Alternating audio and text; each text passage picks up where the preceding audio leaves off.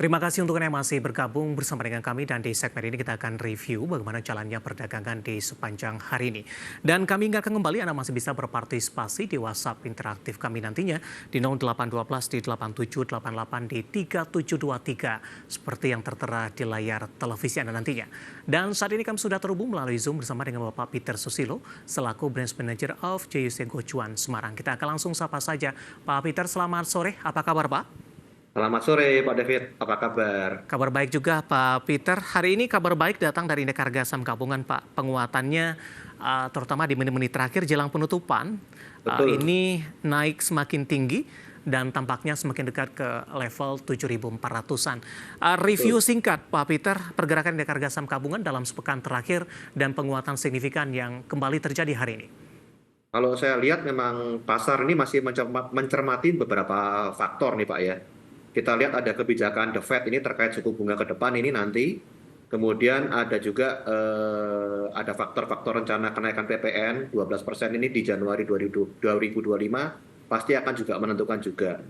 Ya, pertumbuhan ekonomi Indonesia sendiri juga diproyeksikan masih akan tumbuh nih di level 5%. Jadi kita lihat juga pasti ada membawa pengaruh potensi bagus untuk IHSG saat ini. Nah, IHSG saat ini ditutup 0,6% ke atas nih Pak. Bagus juga untuk hari ini. Masih mempunyai potensi naik ke 7.450. Sorry, 7.450 nih untuk IHSG saat ini.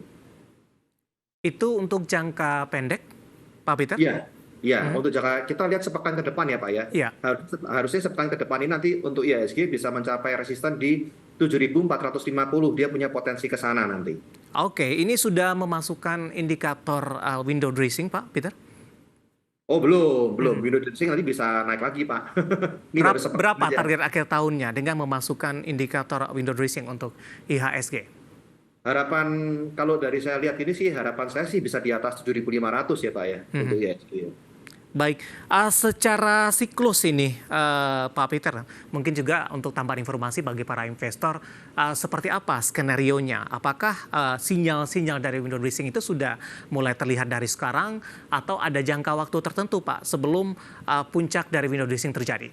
Biasanya sih window dressing ini kalau yang udah terjadi sebelum-sebelumnya biasanya pekan kedua Pak mulai bereaksi biasanya untuk window dressing. Bahkan untuk di bulan Desember itu kan selalu dari tahun ke tahun selalu ada memang window dressing mengalami suatu penguatan yang baik ya. Kecuali memang kemarin cuma satu kali ya pada waktu pas pandemi itu kemarin itu memang window dressingnya juga nggak terlalu oke. Itu cuma hanya sekali aja sih. Ya. Jadi kita mengharapkan untuk yang tahun ini tahun di 2024 window dressingnya cukup baik Pak gitu. Baik, di sepanjang Desember ada beberapa indikator ekonomi yang dinantikan oleh para pelaku pasar. Yang pertama untuk Jumat dini hari atau Jumat malam nanti, Amerika akan merilis data non-farm payroll-nya, Pak Peter. Kemudian di 17-18 ini ada pertemuan The Fed. Bagaimana Anda melihat dari sisi data ini, pengaruh dampaknya nanti terhadap indeks harga saham gabungan, apakah IHSG skenario-nya akan terhalang atau justru ini memberikan dampak kalau memang datanya cukup positif dan memberikan dampak signifikan kepada negara emerging market termasuk Indonesia, Pak? Nah, ini tergantung Pak. Jadi kalau saya lihat kita ngomong NFP dulu ya Pak ya. Jadi Iya. pasar ini masih menanti rilis data ketenaga kerjaan Amerika Serikat ini ya. Jadi kita perkirakan akan mencapai di 202.000 penambahan tenaga kerja nih pada November kemarin di November 2024 ini. Nah, jika nanti data NFP dianggap tidak signifikan untuk jangka panjang, harusnya juga IHSG akan berpotensi melanjutkan tren bullish-nya, Pak. Jadi kita lihat IHSG harusnya minggu ke depan akan berpotensi untuk potensi gitu, Pak. Begitu juga indikator untuk suku bunga The Fed? Betul. Nah, suku bunga The Fed sendiri kan ini juga ada rumor bahwa dia akan menurunkan suku bunga ya. Nah, jadi kalau menurunkan suku bunga ya otomatis akan membawa dampak untuk IHSG kita menjadi lebih bagus lagi itu Pak David. Baik, Pak Peter, di tengah penguatan signifikan indeks harga saham gabungan di sepanjang perdagangan hari ini, beberapa saham pergerakannya cukup menarik kita perhatikan, terutama saham-saham tertentu yang menjadi penopang indeks harga saham gabungan. Saya mau ke saham-saham grup dari Prayogo Pangestu terlebih dahulu, Pak Peter. Hari ini kompak kembali mengalami penguatan signifikan.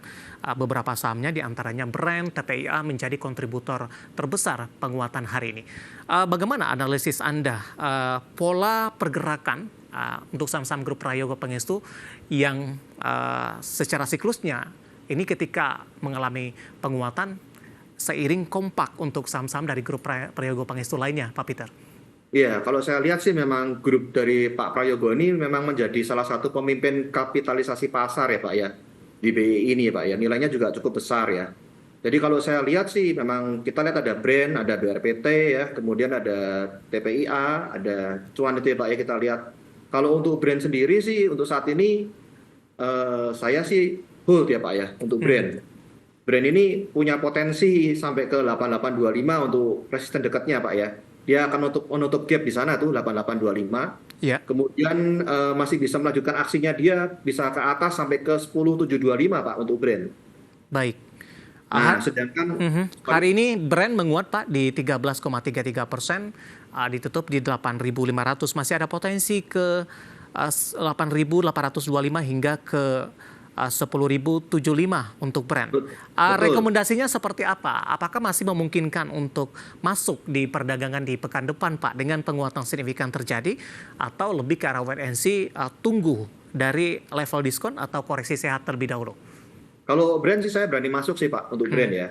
Ya. Jadi saya akan masuk untuk saya udah masuk dari kemarin sih sebetulnya. Cuman kalau ini misalnya belum masuk pun untuk Brand sih saya masih berani masuk untuk Brand. Oke, dari sisi teknikal sangat mendukung. Dari sisi volume seperti apa Pak? Dari sisi volume juga termasuk besar juga nih volumenya Brand hari ini.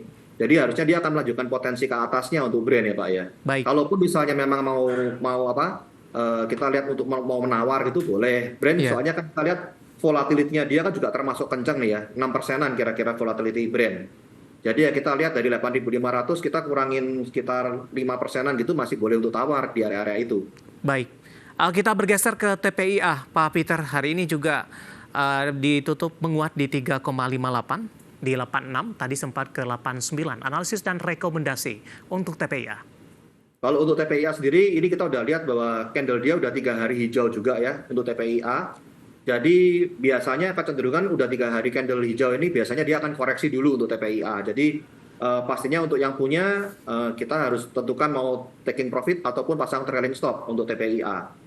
Nah, jadi kita lihat dulu, tapi TPIA sendiri punya potensi nih Pak. Kita mau areanya dia ada di 8750 sampai 9300 itu area resisten TPIA di atas itu ya. Nah, masih ada mungkin punya potensi ke sana untuk TPIA, tapi kecenderungan untuk koreksi pasti tetap masih ada di TPIA Pak. Oke, rekomendasinya Pak? Rekomendasi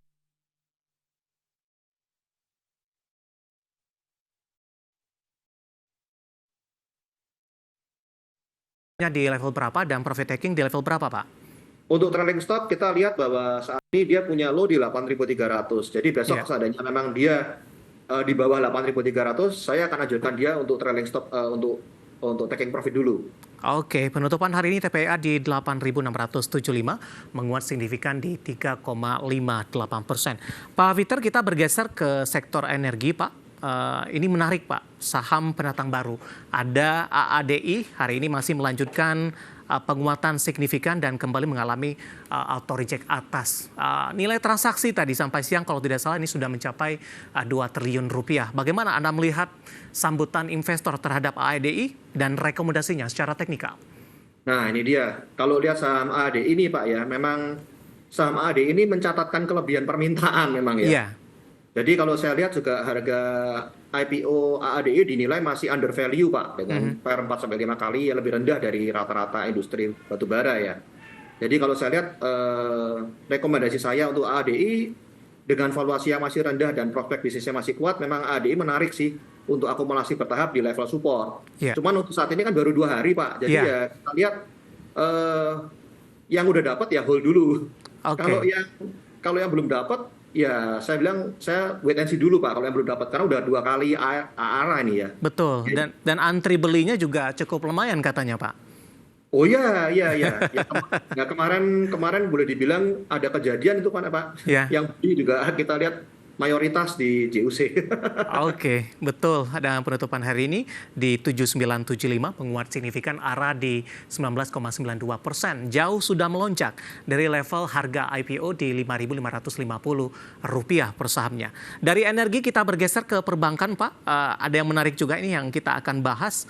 Dari perbankan big cap ada BBCA Pak. Hari ini tampaknya melemah signifikan sendirian ketika di perdagangan hari sebelumnya BBCA justru menguat sendirian, Pak. Analisis Anda untuk BBCA, tapi masih mampu bertahan di atas 10.000, Pak Peter? Kalau BBCA sih saya masih optimis yakin ya Pak ya. Dia masih akan tetap bisa bertahan untuk ke atas ya BBCA ya. Karena dari kejadian-kejadian sebelumnya memang BCA memang sifatnya seperti kayak gini Pak. Ya. Ada koreksi sedikit tapi kita lihat mau ada window dressing seperti ini kok saya kok optimis nih BBCA bisa ke 11.000. 11.000, Pak. Ya itu harapan saya, itu harapan saya. Itu target sampai dengan akhir tahun atau di untuk puncak? akhir tahun Pak. Oh, oke. Ya untuk akhir tahun. Rekomendasinya Pak, dengan posisi saat ini kembali melemah di 1,71%, tapi masih mampu bertahan di atas 10 ribuan? Kalau saya lihat dari sekarang 10.075 kayak gini, BBCA sih saya akan akumulasi bertahap Pak ya. Jadi misalnya di 10.000, itu saya biasanya cicil-cicil untuk BCA. Nah BCA ini pasti akan lebih sangat bagus apabila dia bisa break di atas 10.325.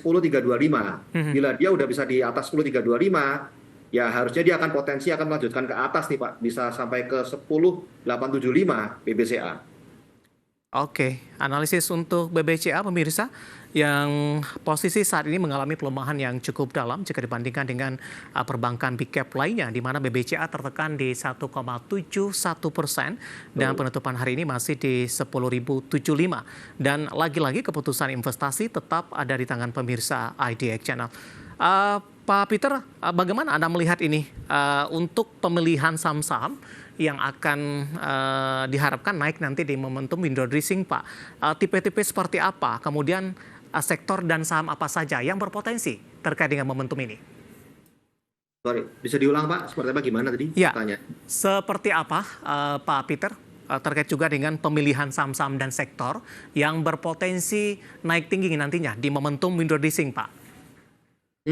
Kalau saya lihat sih biasanya kalau window dressing pasti kita lihat dari perbankan ya Pak ya. Ya. Terus kemudian kita lihat teknologi ya Pak ya. Teknologi ini bisa tetap condong naik tinggi nih teknologi. Cuman saya lihat pertama kali saya lihat di big cap dulu sih Pak kalau untuk window dressing. Oke, baik. Terutama untuk saham-saham perbankan big cap ya Pak?